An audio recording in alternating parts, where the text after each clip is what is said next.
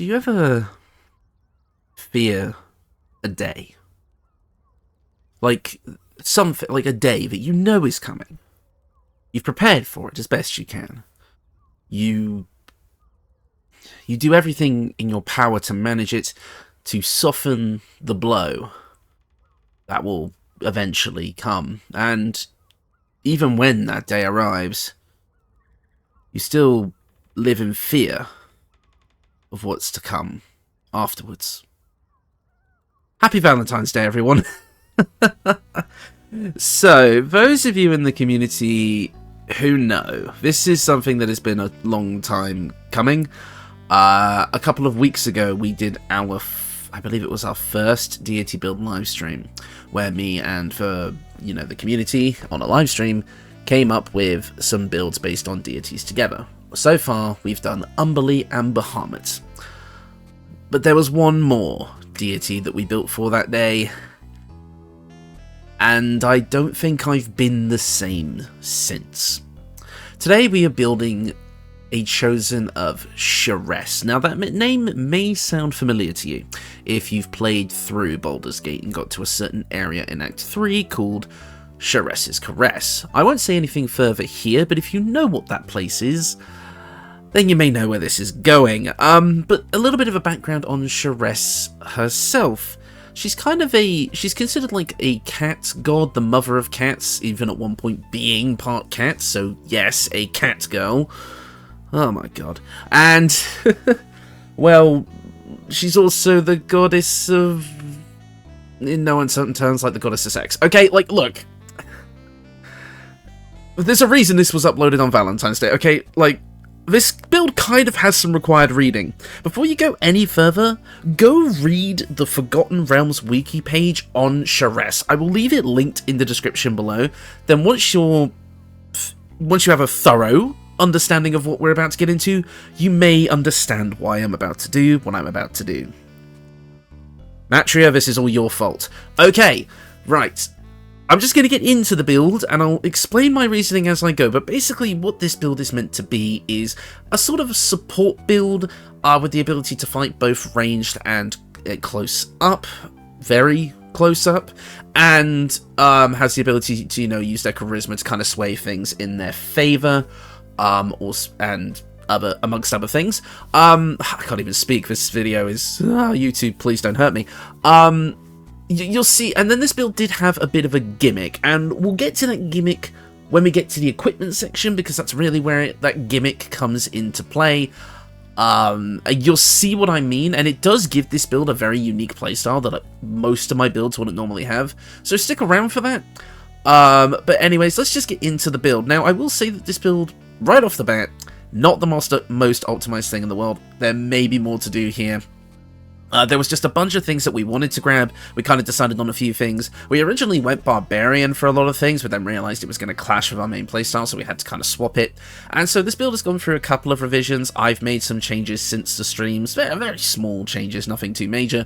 But overall, this is meant to be a build that can support their allies, but also be able to do a bit of damage here and there, and basically make it so they can't be hit, which, again, you'll see when we get into it. We're going to be kicking things off as a ranger. This is going to be for a couple of reasons. Number one, favoured enemy is going to give us the bounty hunter feature, allowing us to inflict disadvantage on saving throws against the ensnaring strike spell. You know, the one where you get tied up. Yeah. Next up is Natural Explorer. Now, literally, if you did what I told you to do and you go to the Forgotten Realms, squee wabbit, the Forgotten Realms wiki page on Sharess, you'll know that she is the mother of cats. She's literally portrayed with a cat. So I knew I wanted Find Familiar with this build, and as such we can get it from level 1 of Ranger, allowing us to conjure a cat familiar. It's mainly here purely just for flavour. In fact, you can drop the Ranger levels in this build for something else if you'd like, but there was a couple of things I wanted to get from Ranger, so it made sense. And like I say, a cat familiar is perfect for this build. Yeah, I mean, it makes a ton of sense. I'm trying not to say the other word for cat that would be a euphemism that would work with this build. I don't want to do it. Anyways, stats. This build is very multi-ability score dependent. We need a lot of stats to make this build work, and as such we've gone with a 17 in charisma with Ethel's Boon to push it up to an 18. This is kind of necessary to make a lot of our charisma features work. Wisdom is at 14 because we are going to need it a bit later on. Constitution is at 10, and at the beginning of the game, until you get a certain piece of equipment and you start doing other things, I would say maybe bump down charisma and bring up Constitution to a decent level, just to kind of maybe something along these lines. But then you're going to get a piece of equipment later that's going to let you bump down your Constitution, and you can put charisma back up. As for our skill proficiencies, because I wanted to film this in Act 3, again, you'll see why in a minute, I had to use an old character of mine, which was a Dark Urge profile. So this is technically a Dark Urge character with Medicine and Intimidation, but I would choose the Performer background for Acrobatics and Performance.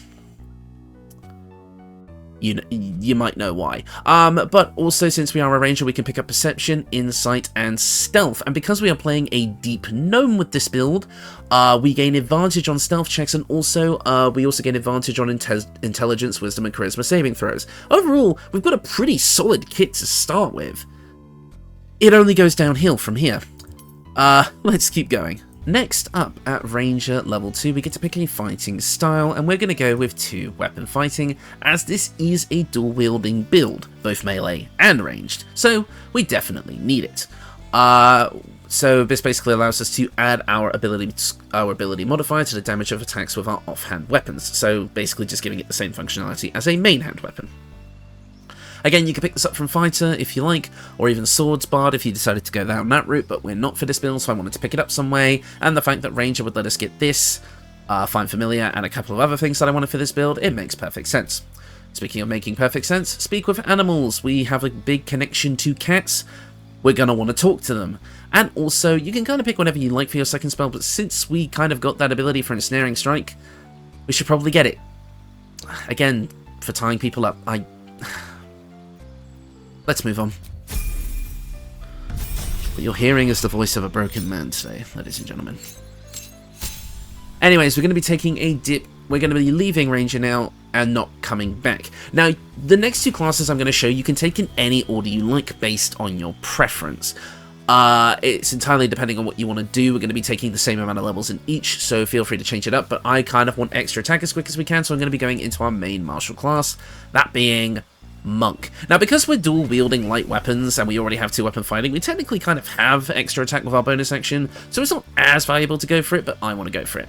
Now, the reason we're going with Monk, we get Flurry of Blows, which is nice, and Unarmored Defense, which we'll need.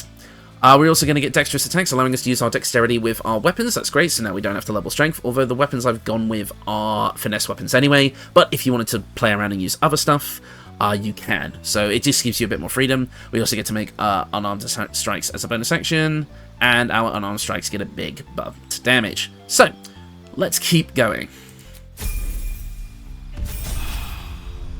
At Monk level 2, we're going to get access to improved movement. This is going to kind of allow us to get around the battlefield quite easily, and also Patient Defense along with Step of the Wind Dash and Disengage. Patient Defense is the only one I'd really use out of these ones. I don't see many situations here where you're going to need to dash or disengage because of how this build's playstyle is going to work, so Patient Defense is probably the only thing I would say is really worth using. Next up, at Monk level 3, you have a choice. Any of these subclasses will work. If you want pure damage, go for Way of the Open Hand. If you want Water Whip, you can go with Way of the 4 Elements, but we're going to be going with Way of Shadow today, because I feel like it fits this build best, and let's be honest, if you went Way of 4 Elements, you're only getting it for Water Whip, which feels like a waste. And don't ask me why we need a whip, because you already know why. Anyways, Way of Shadow basically is going to give us a few things. The ability to hide as a bonus action, nice. Pass Without Trace to allow our whole party to be better at it. Hiding, I mean, not the other thing. Darkness, to be able to, you know, make it dark. For reasons. Dark Vision exists. And Shadow Art's Silence, so, you know, you can hide their screams of pain. Screams of pain. Not the other thing. We also get Minor Illusion, which also summons a cat. So it makes sense. A cat What am I doing with my life? Nearly 6,000 subscribers in, and this is what I'm up to now. Anyways, next up at Monk level 4, we're going to get a few things, including more key points, slow fall to gain resistance to falling damage, and also a feat. And we're really dependent on ability scores here, unfortunately. And since our charisma is already high and our wisdom is at a decent score for this point, I would say dexterity is your next big thing. It's going to give us a bump to our armor class, a better use of our weapons. This is about where we want it by the end of the build, at least. So let's get it as quickly as possible. And finally, at Monk level 5, we do get that ever so coveted extra attack, alongside Stunning Strike to be able to stun them completely. Your enemies, definitely your enemies in combat. And finally, Cloak of Shadows to become invisible while obscured. Now, we're going to be leaving Monk. As nice as it would be to get Shadow Teleport or Shadow Step, we are going to be getting a version of that that's going to work better overall. As well as Key Empowered Strikes would also be nice, but unfortunately we kind of want stuff from our other class more. Again, this is not the most powerful build in the world, but you'll see. We're going to be going with Bard, because of course we are. I bet you were thinking, why the hell has he not gone Bard for a build with this sort of theming? And well, we're getting it here. And like I said, you can take this first before Monk if you want to, especially considering the main piece of equipment we need to get for this build comes in at early Act 3, so you might find more value in getting the Monk later on compared to the Bard, but it's entirely up to you. As a Bard, we're going to be getting a few things, namely Vicious Mockery and Mage Hand. Don't ask me what the Mage Hand is for, I don't want to tell you. As for our spells, we have a bunch of options here, but I think there's a few that make a ton of sense. Charm Person, you know why. Sleep, you know why. Dissonant Whispers, because this will allow us to basically whisper sweet nothings into someone's ear, and then they basically crap themselves, having a disadvantage on ability checks and attack rolls, and they cannot move. You have paralyzed them in place. And we're also going to go with Disguise Self, because I have a feeling this character would use Disguise Self. As for our instrument of choice, the flute.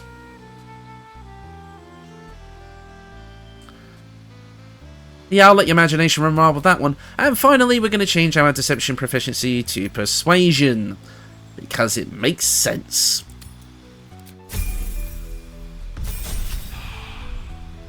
At Bard level 2, we're going to be getting a bunch of things that we like. Jack of all trades, so we can add half of our proficiency bonus to anything we're not proficient in, which is nice. Song of Rest, so you can go for up to 3 times per day. I mean, you can have a short rest up to 3 times per day. And then finally, I don't know what would be good here. Tasha's Hideous Laughter, because this is a joke build, if you couldn't tell. Yeah, let's keep going. Next up, at Bard level 3, we are going to be able to choose our subclass. You can go with any subclass you like here, it really doesn't matter. If you want to be throwing taunts around, I mean, some people are into that, you know, the whole, you know, I can't even find the words for it. The cutting words. Haha! Yeah, some people are into that, so you can go with that if you want. College of Swords, if you want to be better with weapons, or I guess there is a whipping cane in the game, but we decided not to go with it. You would also get a fighting style from that. But we're going to be going with College of Valour today, because I want this to be somewhat of a support build, since frontline fighting isn't really our build's thing if we can help it. So being able to, let's just say, encourage our allies to add a 1d6 to their next attack roll, ability check, saving throw, weapon damage, or armor class. You know, I think it's a nice little addition to this build. As for our spells, we get to pick one, and I'm going to say Enthrall makes the most sense. Reduce a creature's peripheral vision to make it look at you. Yeah, I wonder why. And also we get to skill expertise, and I'm going to go with Persuasion and Stealth. Persuasion for obvious reasons, and Stealth because now we have a +10 in Stealth, and we also have advantage on all stealth checks, basically allowing us to be constantly hidden, which can be really good. Kinda wish we got rogue levels. Oh well. Next up at Bard level 4, we're going to get another feat, and I'm going to suggest an ability score improvement to bump up our wisdom next. This may not be 100% essential for the build. In fact, you may find better usage out of pumping that dexterity to 20, or even that charisma to 20 with, you know, Ethel's Boon. But I think getting that wisdom a bit higher is going to help out with saving throws and such as well as everything else, so it makes sense. As for our cantrips, we can grab friends, you know, to have advantage on those persuasion checks. Oh dear. And then next up, we can kind of pick whatever we like. It really doesn't matter. I'm going to go with blindness because, you know, again, some people are into that. It's just we're not using a blindfold. We're using a necromancy spell, which make sure you have a safe word. And then finally, at Bard level 5, we get kind of the final things we want. Our inspiration die is now a D8, making our support even better, and we also now recover that bardic inspiration on a short rest as well as a long rest. Next up, for our spells, we do get level 3 ones at this point, and it's entirely up to you what you pick. I'm going to be grabbing Hold Person. Yeah, you know why. I've said that a lot this video, because I don't feel like explaining things in detail, otherwise YouTube will probably be at my house. It will show up on my doorstep and you'll never hear from me again. Anyways, before we get into the equipment, I just need to slip into something a bit more comfortable, if you will excuse me a sec. Let me see, there we go. Much better.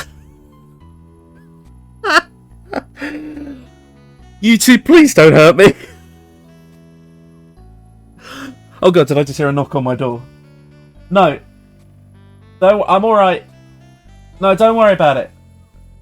No, it's just, I just thought it was a funny video. Yeah, alright.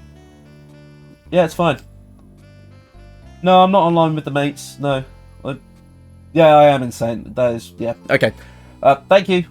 Anyways, yes, back to it.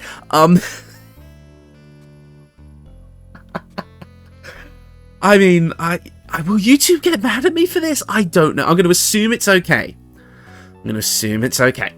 Anyways, let's get into the equipment. So, the big thing here is the boots are very fast blinking. It allows you to cast Misty Step as much as you like, basically once per turn with no restrictions at the cost of your bonus action. There's no spell slot usage, no nothing. The caveat being, your clothes don't come with you when you teleport. Yeah, that was kind of the challenge and kind of the joke is that we built around these boots. And honestly, it does provide a surprising amount of utility. It made it very easy to build when you don't need to think about most of the equipment. The things that what gets kept when you teleport is any amulets or rings you're wearing, your weapons, your musical instrument, your light source, and the boots themselves.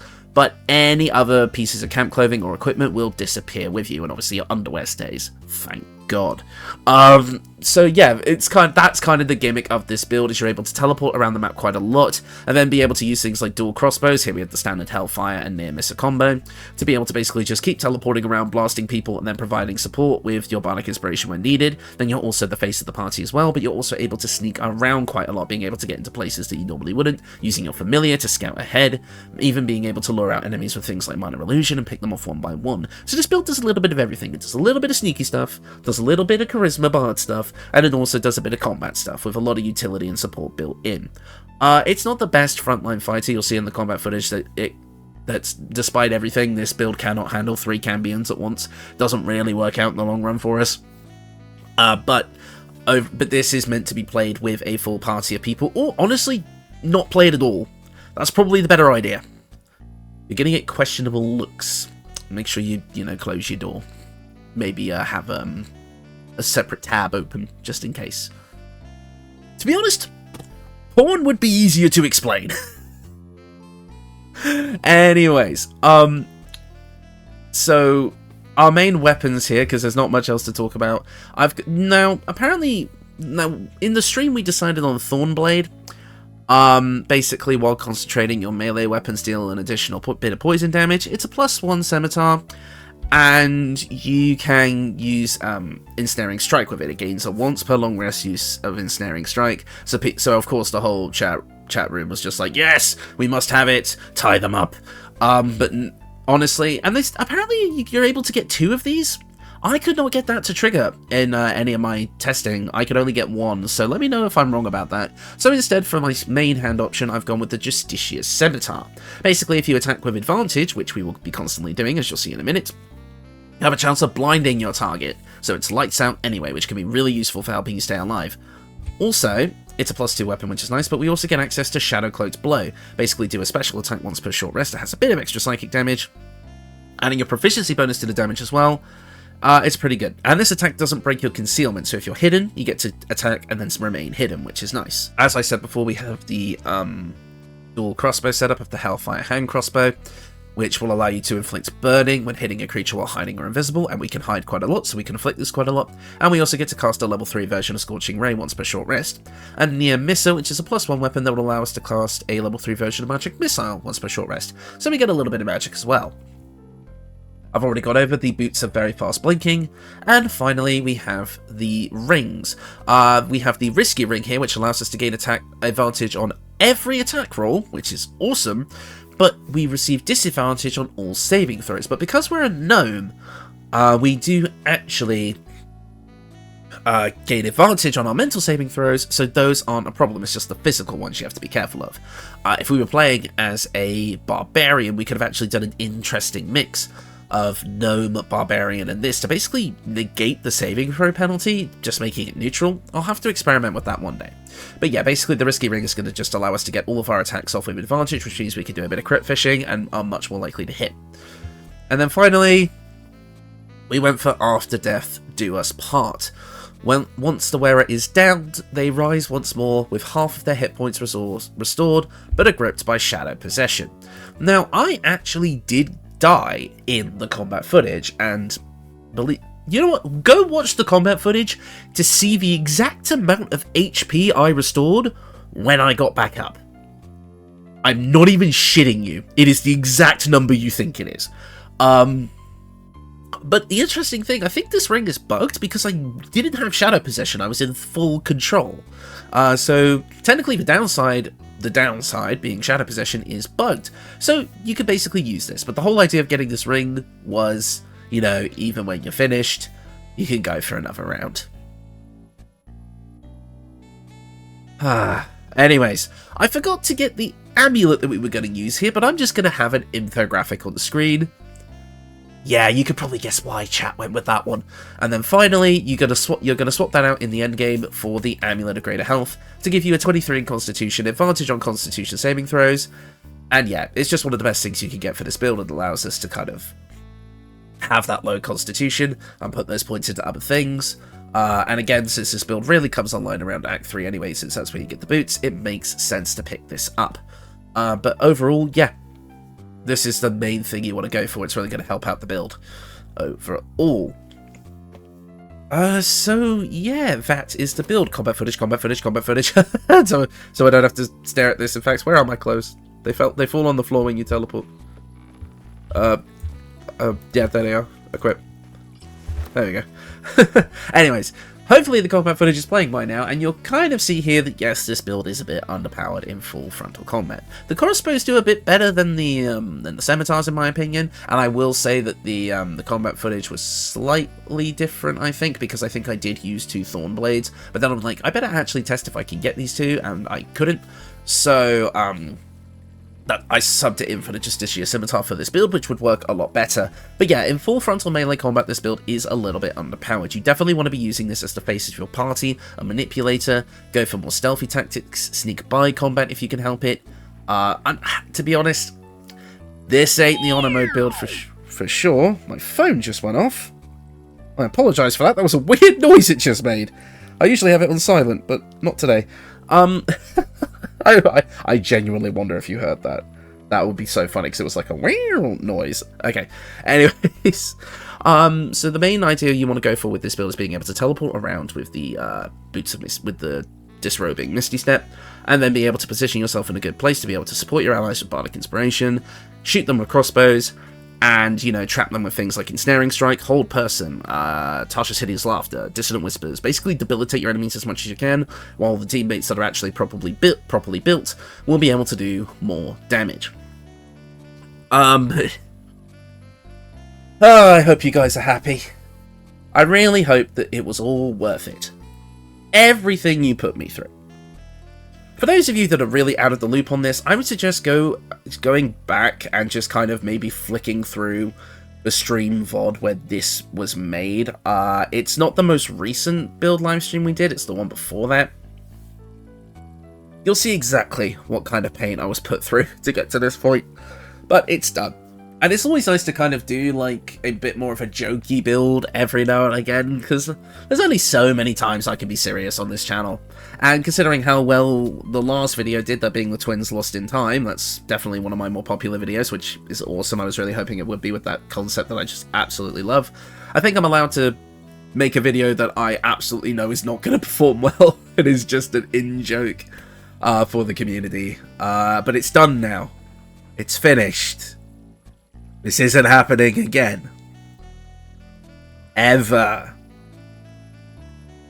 We've got some more deity builds coming up though, other than this one. We have builds made for Ilmata, Leviatar, and Lathander, so look forward to those. If you want to be part of the future of this series, please do check out the live streams, where we do make these builds in person. We had a massive turnout last time. I think we peaked at about 83 viewers, which is a new record for the channel, which is awesome, so I really hope to see more of you there. The last stream was really fun as well. You know, we had a very funny situation where, like, we kept getting ties when people, like, because we use a straw poll to vote for who's going to be built next, and we just kept getting, like, a tie over and over and over again, and in the end I just had to compromise and do both in a single stream. It was really fun. We have a ton of fun here on the channel, especially on the live streams, so I really hope you'll come down and join us for those. Right, I'm going to leave it here because I feel my voice is starting to go for some reason. I think I've overdone it a bit today. I will see you all next time. Thank you all so much for watching, and once again, I apologise. Oh my god. What am I doing with my life?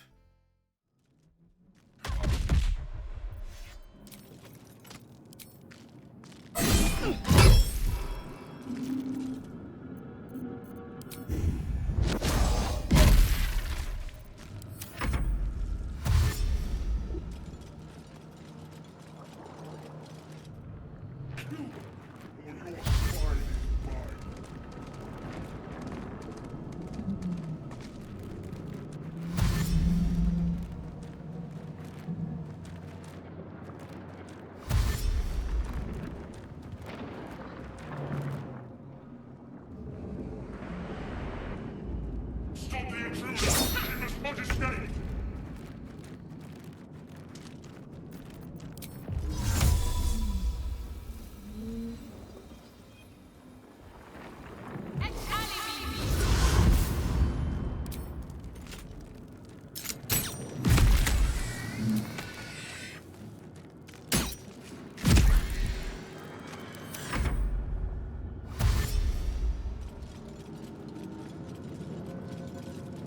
Let these intruders open! The furnace is ours!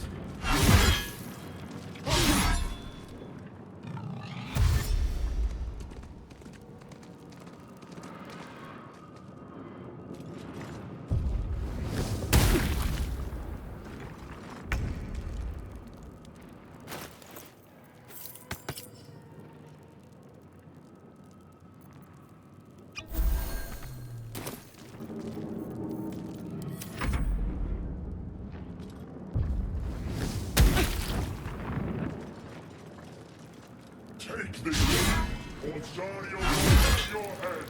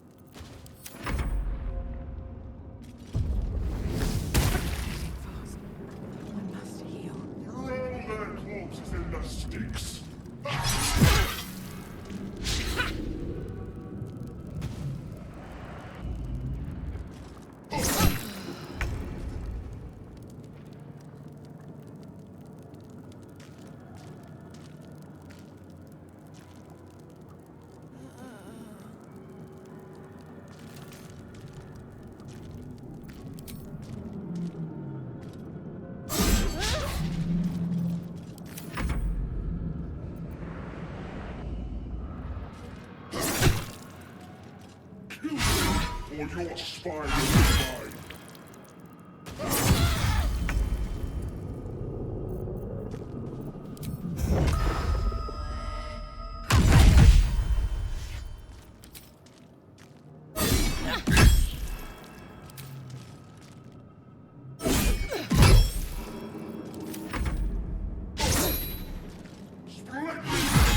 Close it. Valor is ours.